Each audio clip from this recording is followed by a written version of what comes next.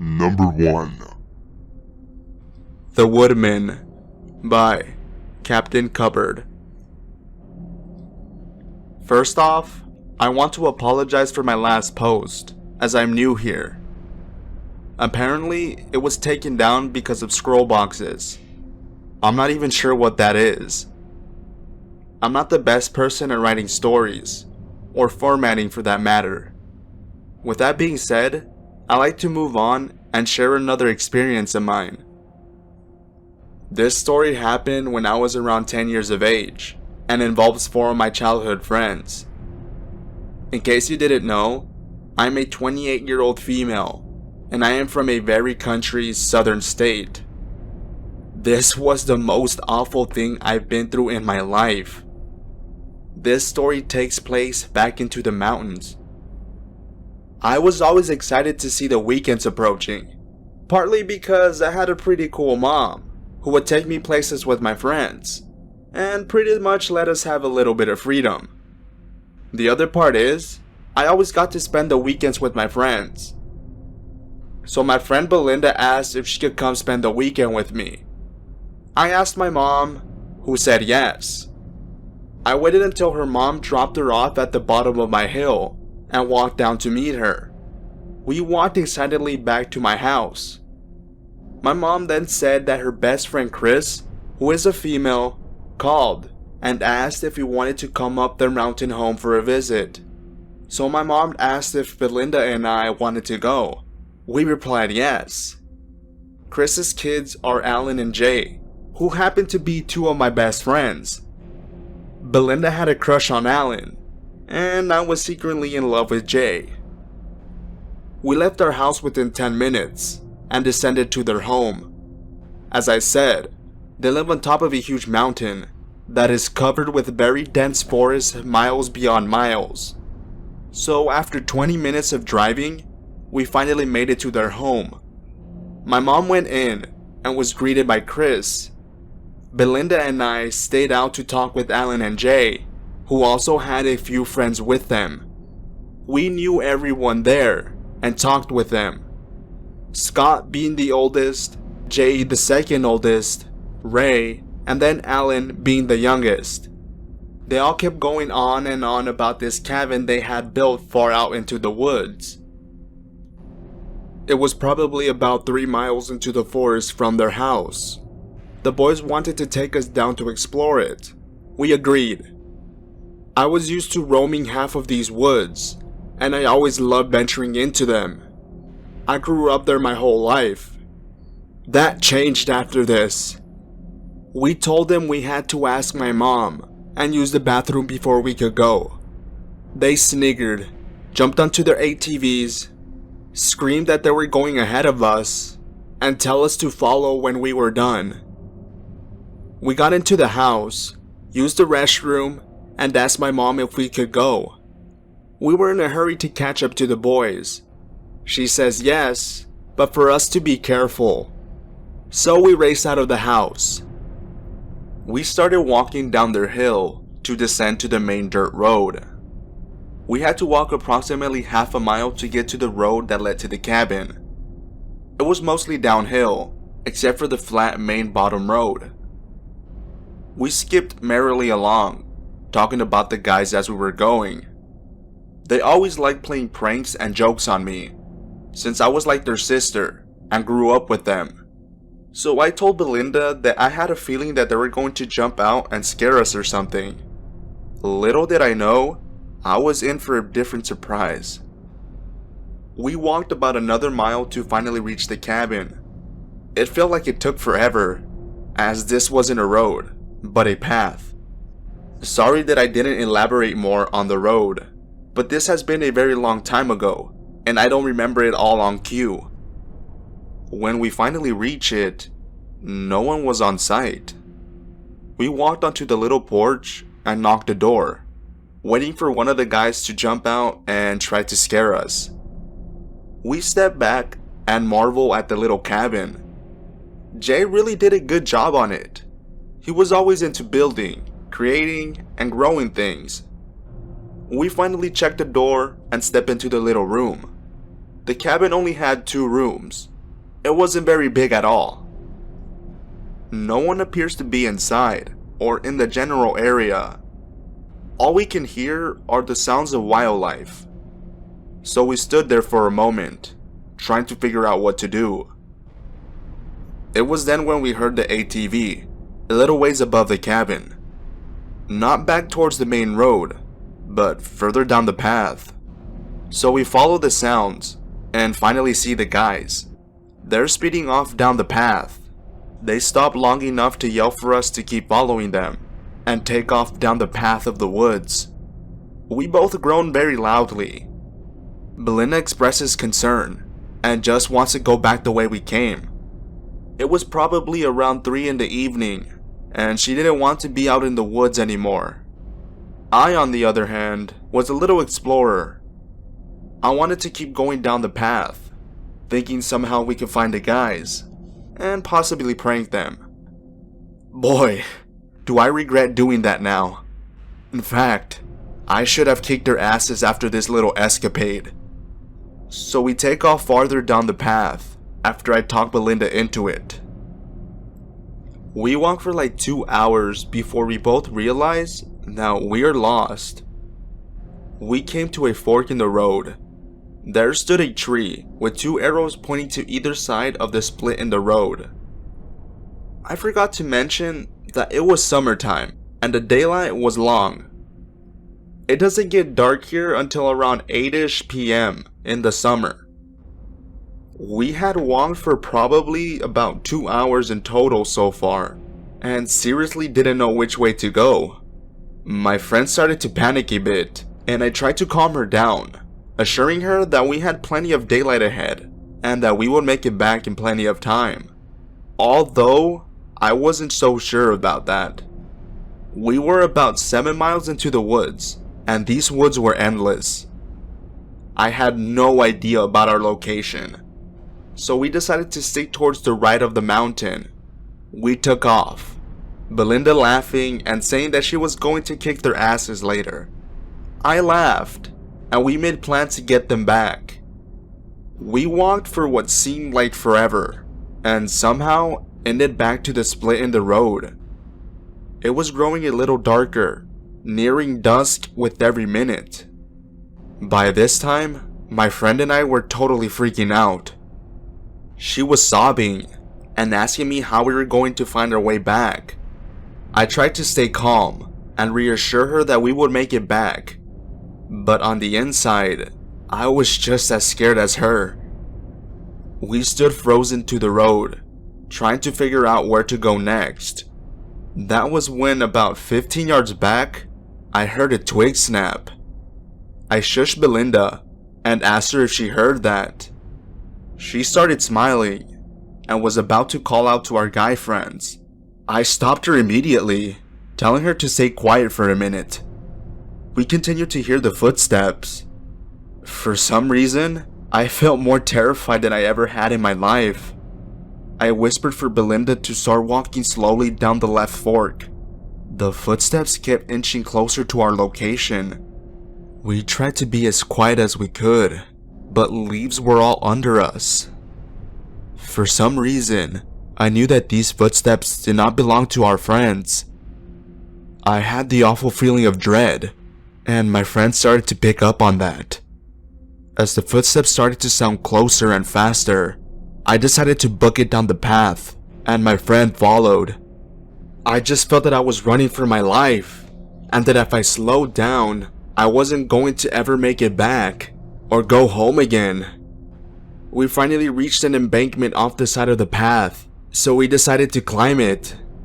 I tore the mountainside with my feet, my legs, and scratched myself along the way.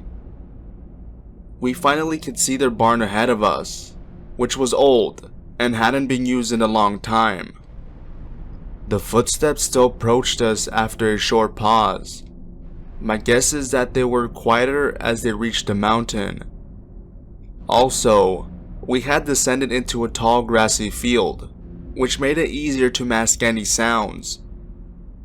As I finally realized our surroundings, I remembered their family graveyard was up ahead the barn. It was very old and had very large headstones, as well as some crypts.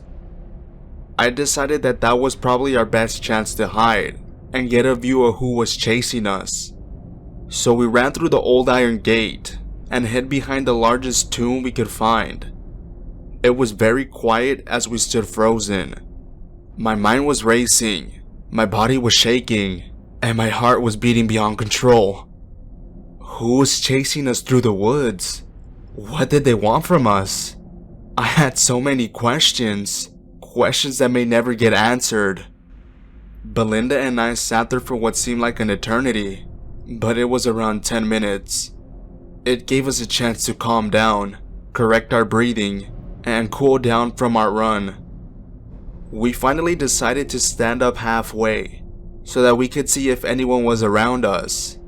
We crept up to our feet, still crouching behind a grave. What we saw literally made us pee our pants. There, behind the cemetery, stood a man. He was probably around 6 feet tall, appeared to be 170 pounds, and was wearing dark clothing. His eyes looked very dark and wild. He stood there searching the graveyard with his eyes, trying to listen for us. We both immediately ducked down behind a stone. We both started breathing heavily again. Scared to death, he saw us raise up. Belinda shot me a look as the man was rustling around. I peered up again, and his gaze met mine.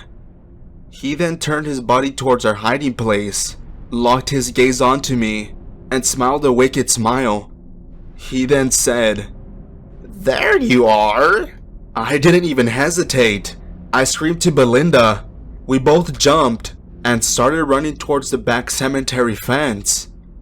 The man started chasing behind us.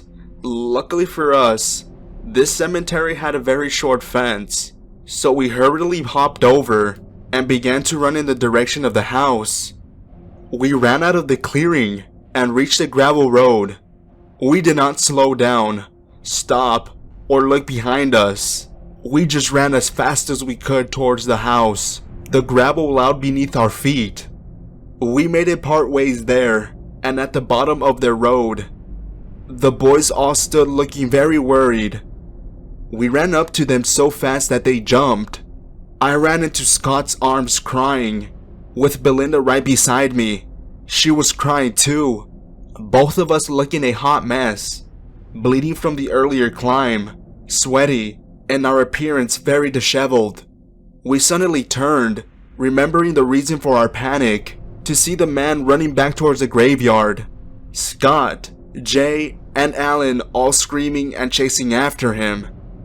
We never saw him again. The boys chased him into the woods, but couldn't catch up with him.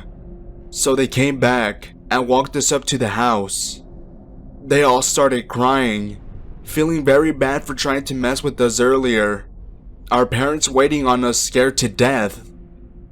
Jay and the boys admitted to leaving us and taking off into the woods, thinking it was funny and we would find our way back. As it grew later, they all began to worry about us and had went back into the woods trying to search for us. They couldn't find us. They all went to our parents and admitted what they did. They all went to search for us and started to panic when they couldn't find us. Chris was actually on the phone with 911 when we arrived, about to send a search and rescue team out for us.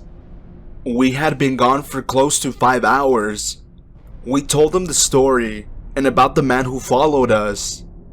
The police showed up to question all of us and asked for the man's description. They searched through the woods and the mountain, but there wasn't any trace of him. The boys got grounded for playing their tricks. They honestly were all shook up about it though, thinking they'd never see us again, scared because it was getting dark, and the man. They felt guilty thinking about him and I thought it was all their fault. Needless to say, we forgave them. I never went back to that cabin or that part of the woods again. Creepy woodman stalker, I honestly hope I never see you again. Number 2. So I live in the barracks. Safe, right? By Durable Diction. So this happened in earlier July, and it still creeps me out a bit today. I am a soldier, and I live in the barracks on base, since I'm not married and can't really afford a place of my own. For security reasons, I will not name the base or its location. It is typically quiet around here, aside from the common parties that would happen on the weekends, so this event was pretty surprising to me. Additionally, I work the night shifts 4 days a week from 2 to midnight, so it is even quieter on most days when I return to my room. This night, however, was the 4th of July weekend. Military gets a 4-day weekend on federal holidays, so the common area was a bit louder on Thursday night, my last day of work for the week, when I got back. To give you a better idea about the layout, the barracks are separated into 4 3-story buildings that share a large concrete common area. Since obviously we can't smoke in our rooms, the common areas have 2 smoking areas. We call them the smoke pits, on either side. The pits consist of a picnic table, a grill, and a large trash bin covered by an awning to block the rain. The pits are the site of most of the parties that occur on the weekend, mainly the ones further from the building. I had gotten out of work pretty early, so it was around 10 PM when I got to the barracks and made my way to my room. As per usual nights that don't have work days following them, there was a party at the pit further away from my building, where most of the people outside were at. However, there was one person at my building's pit. Originally, I just assumed he was out there to smoke, and wasn't up for the partying. What was strange, however, was that he had no lit cigarette, no vape, and wasn't on his phone. He just sat there, dressed in blue jeans and a red hoodie with the hood up. It was in the middle of July, in the south, so this was a bit strange, but the rooms are pretty much perpetually cold during the summer. We don't control the AC, and the barracks NCOs just blast that shit at high at like 65 degrees for the entire summer for whatever reason. So I figured out he might have just stepped out to warm up. He sat on the table with his arms in his front pocket and his head hanging. Wanting to smoke, I stood on the opposite side of the table and lit a cigarette. The guy didn't speak or even move for the entire time I was there. He just sat there, blankly staring into his lap. I didn't think much of it and just made my way to my room, changed, and just patrolled YouTube for a while. It is important to note a few things here. Each room houses 2 soldiers, and the doors automatically lock when closed. The only people with a key are the unit headquarters and the room's residents themselves. In the event that the resident loses their key, they need to call to get someone to unlock it every time they need to get into the room, until the key is replaced. Additionally, my room is located on the 2nd floor of the building, and it is a bit tucked away around the back. So unlike the rest of the building, there is next to no traffic outside my room. Lastly, my side of the room has the only window, and is where the door is, so I can hear when someone rarely passes my room. Finally, my roommate worked an odd shift from 8 PM to 4 AM, and I wasn't sure what days he worked. Also, the room is very dark, and I cannot see if my roommate is asleep in the room when I first enter, so I close the door quietly by keeping the knob turned as it closes. This is important. He wasn't home at this time. At around 2 AM, I hunkered down to get some sleep. Before I dozed off, however, I could hear a shuffling outside. I peeked out the window and could see some obviously inebriated girl tripping over herself to get to her room. I knew the girl lived in the room next to mine, So I didn't see the need to help her since she was literally right there, but I listened for a while until I heard her enter her room. About 10 minutes later, I heard someone walking towards my door and stop. I figured it was my roommate getting home, but I couldn't hear the obvious sound of someone unlocking the door. For a long moment, it was silent. Then, I heard the sound of my door slowly opening. Instantly, I sat up and looked at the foot of my bed where the door was. There was no sound of the doorknob turning and no click for the lock. The door was just slowly being pushed open as if someone was trying to enter very quietly, which wasn't like my roommate. After the door was fully open, someone, not in uniform, walked in. At first I didn't recognize who it was until I noticed a red hoodie. I gasped and screamed, "Get the fuck out!" The man jumped and darted out of the room. I jumped out of the bed and ran to the door, but by the time I made it, the guy had jumped over the rail and onto the bushes below and was running across the common area. Immediately, I called the MPs and they arrived within minutes. A few of them did a search of the area, while the rest made trips around the rooms to check on everyone. The girl's room next to mine was not closed. They eventually found the guy in a storage room of one of the other barracks' buildings. A few weeks passed until I found out the whole story. Apparently, the guy wasn't even a soldier, but was an ex of the girl who lived next to me. Prior to that night, the ex did not know what room she lived in, and had attempted to follow her to her room after she had finished partying. He knew she didn't have a roommate at the time, so he figured he'd be able to prey on her without anyone noticing.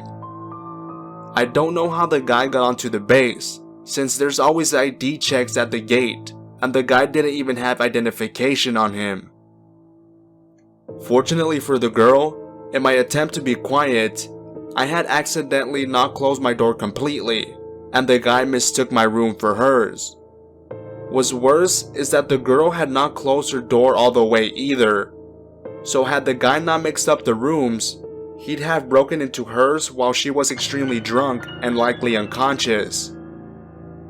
While I'm fortunate that the girl was safe, I fear for what might have happened if I had been asleep while that creep was in my room. Typically, the barracks are supposed to be safe places for troops to sleep, and things of this nature typically do not happen, but this goes to show that you need to be careful no matter where you are. So, creepy civilian in the red hoodie, let's not meet again.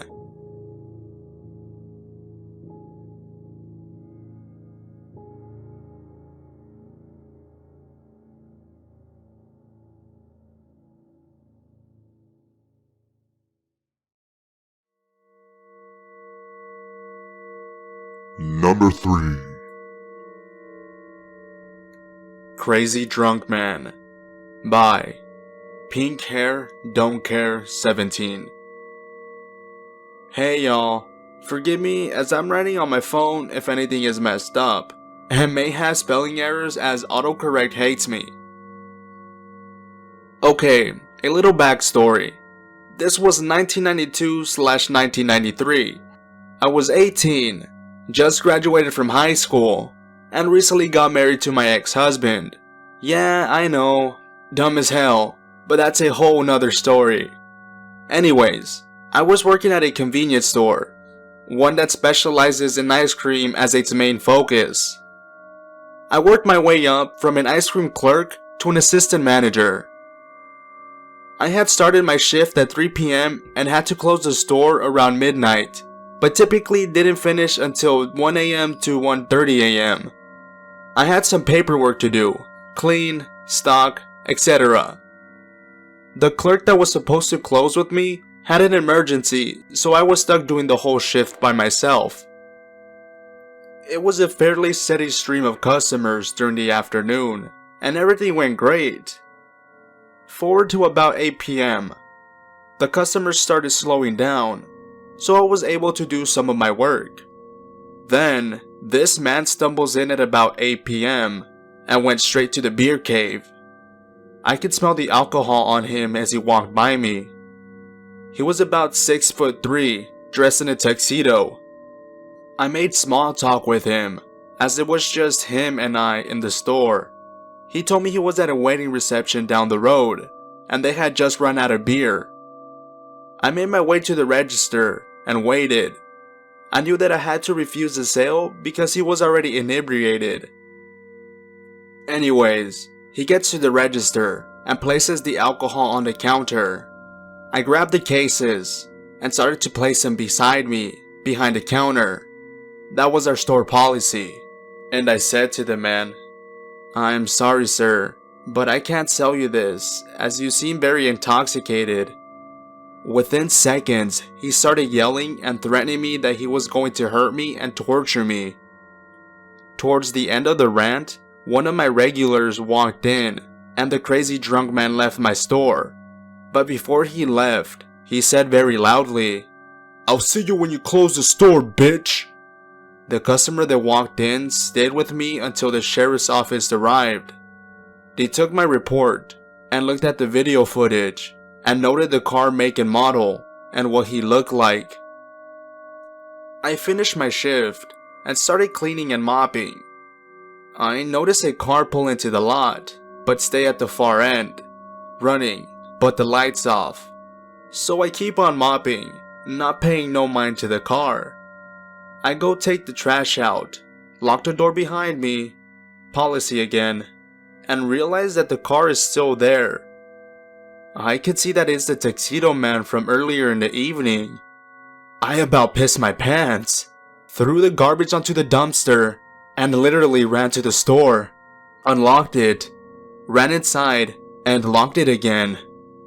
I went to the back and got the phone and called the sheriff's office and told them that the guy was outside with his car running.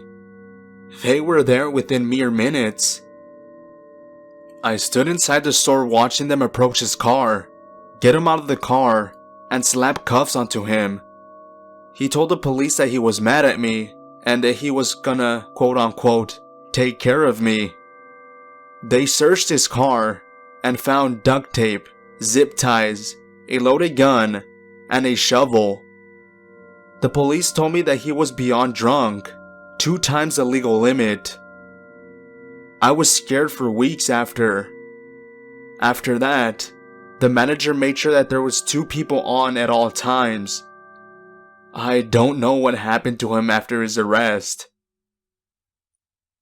Number 4. Grocery Store Creeper by Yo Adrian 76. I've worked at the same grocery store for the last 4.5 years of my life. Of course, I've seen some pretty crazy people come in and whatnot, but this absolutely takes the cake for me. It was a regular work shift for me as a cashier, with me working short amounts of hours whereas I was 16. I tended to keep the same schedule every week because I liked the days I worked, and it kept me on the ball, being in school and all. Since I worked during the day on the weekends, I would usually see the same few regulars, which was not uncommon for me at all. One customer usually stood out to me though. I never caught his name, but it was an older man, maybe in his late 60s, I'd say. This same customer would come into my register lane every single week on the same day, around the same times. Not only that, but he would also buy the exact same groceries every week, and would make me bag them to his liking. Honestly, I never even thought twice about this old man because he seemed pretty harmless, and just super friendly. I was wrong. This one specific shift is where things went insanely south. I was on my register, and I see him walking over per usual, setting his things on the belt, the normal conversation and whatnot. Then he asked me when I go on my break.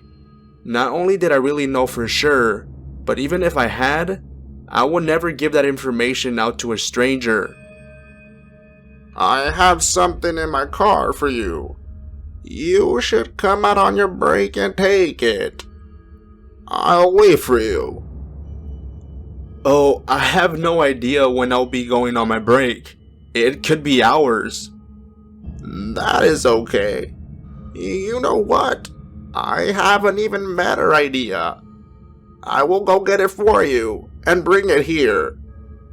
Now, I really don't know how to take the situation, so I notify my manager quick about the interaction and to keep an eye out for him. Lo and behold, he comes right back in 15 minutes later with a manila folder in his hands.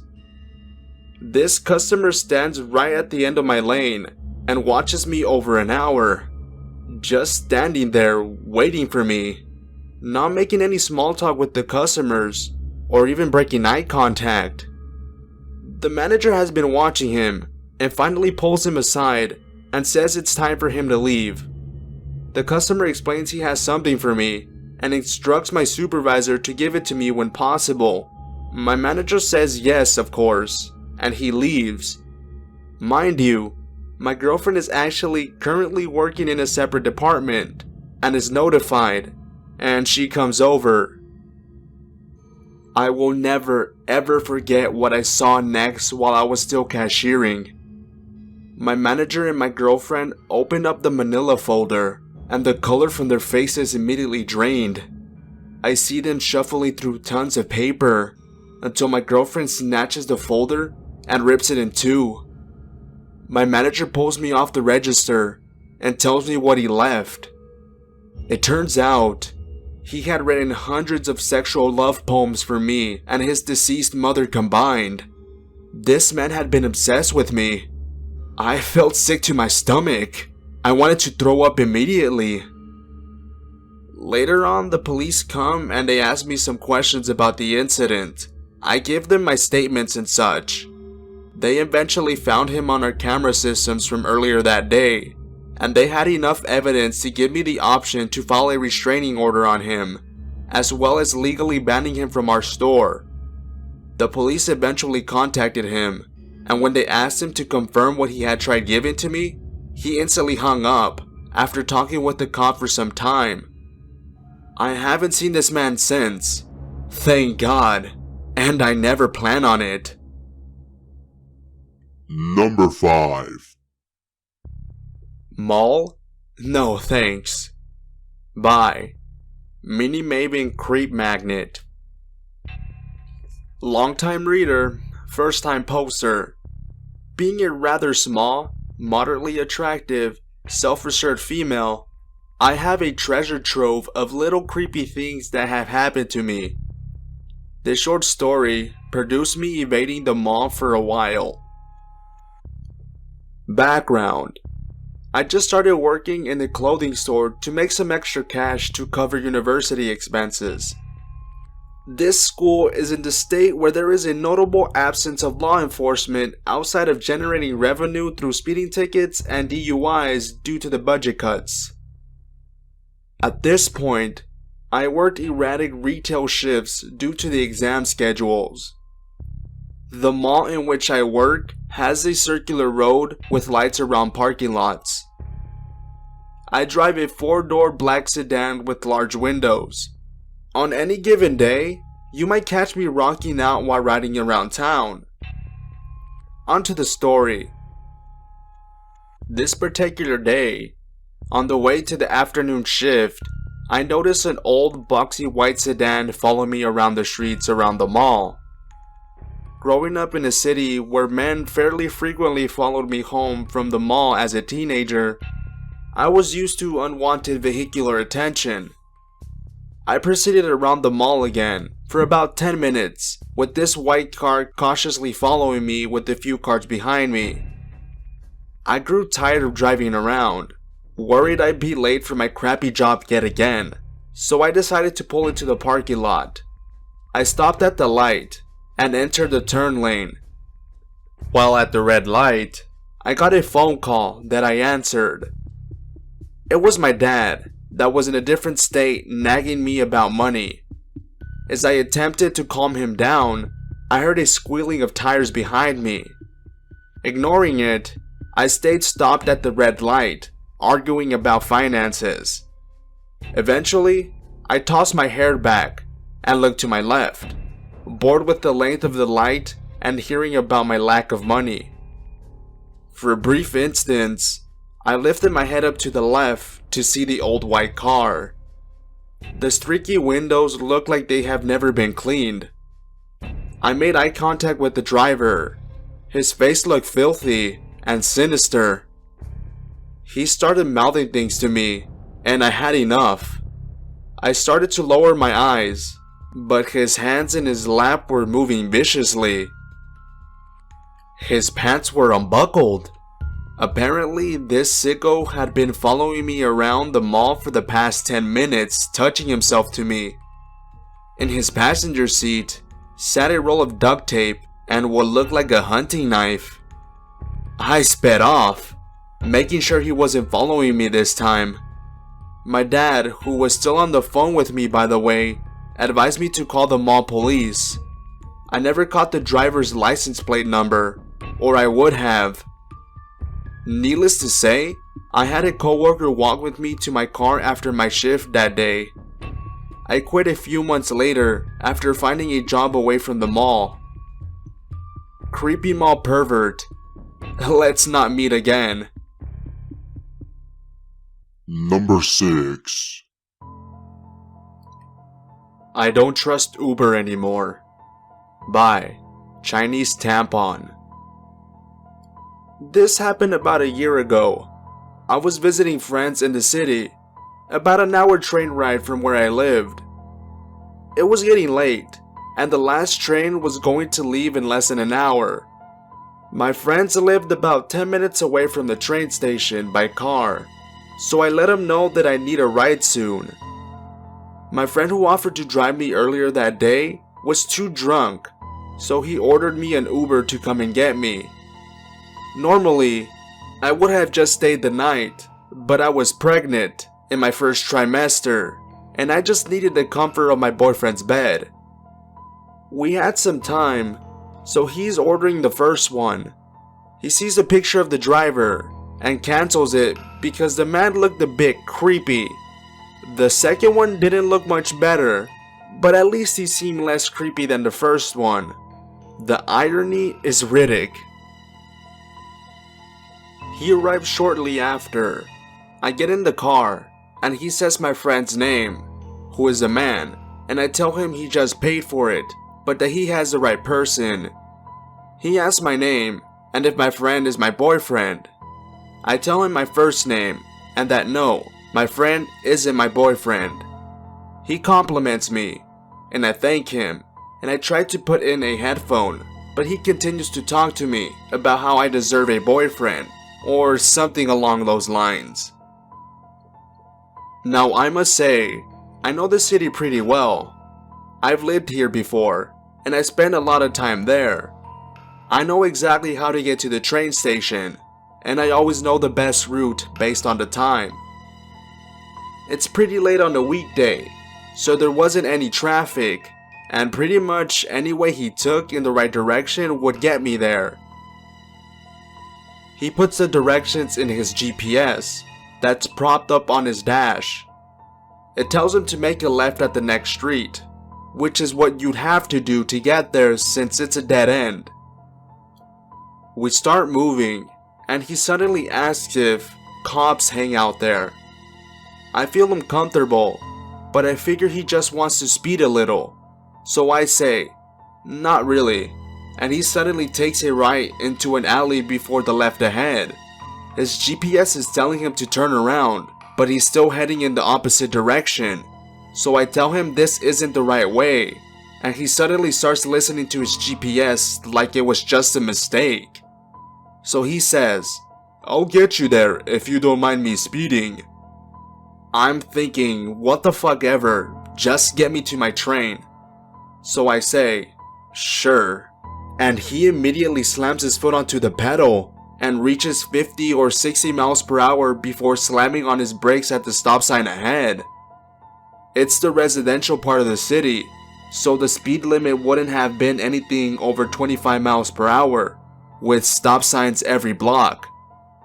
He continues to do this while following the direction for 2 blocks. when he blatantly ignores the GPS and starts to head in the opposite direction again. At this point, I am fully aware that he doesn't intend to take me to my train, and I am texting my friends telling them about the situation. They tell me to come back. It had been almost 10 minutes, and we had only just gone in circles. But I am in desperate need of my comfort, so I try again and say, "I'm going to be late for my train. This isn't the way." He tells me that I'm not going to be late for my train, even though he has no idea when it's coming. We go through a light, and there's a new Camaro behind us, riding his ass because that's just how people drive around here. And he starts asking me why the cops are following him. I didn't say anything, but he keeps on asking me and gets louder and louder every time I don't answer, in between him mumbling to himself.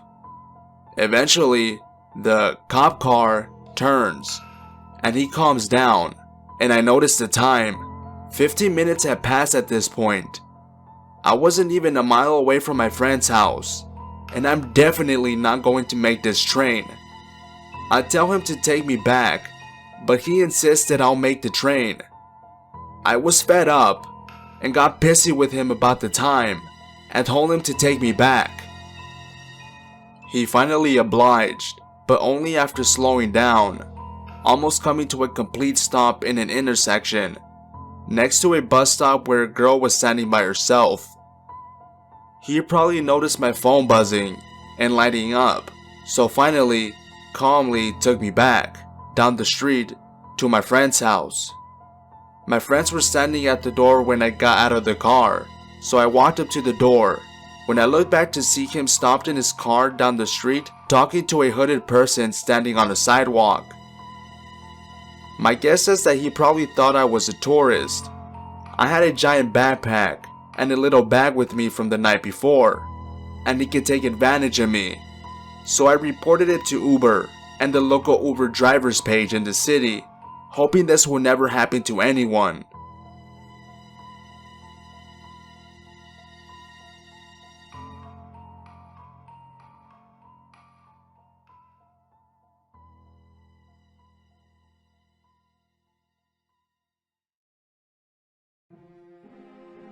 Hey guys, Psychotic Maniac here.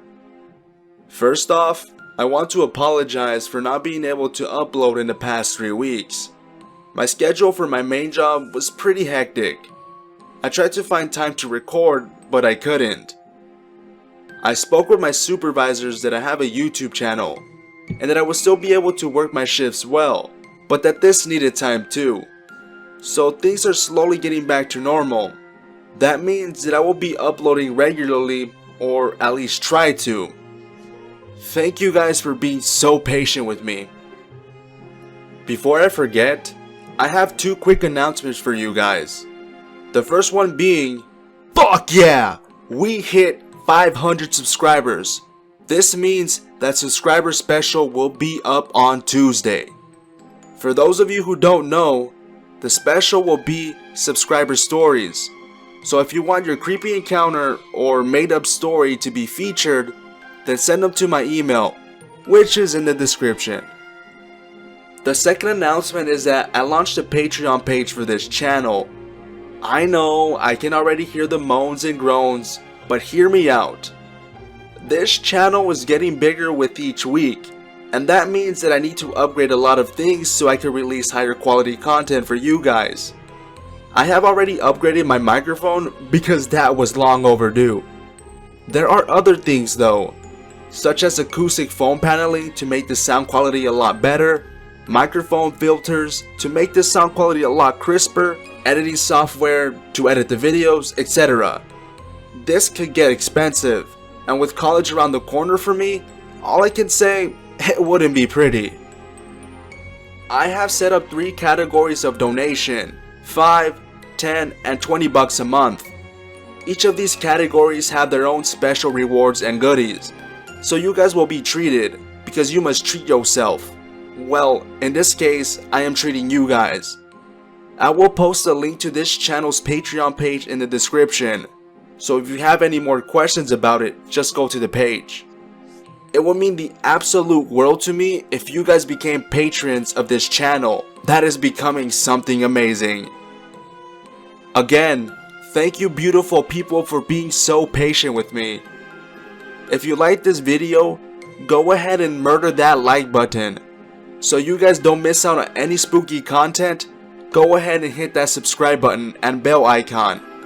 Stay safe, and remember, everyone is a tad bit insane.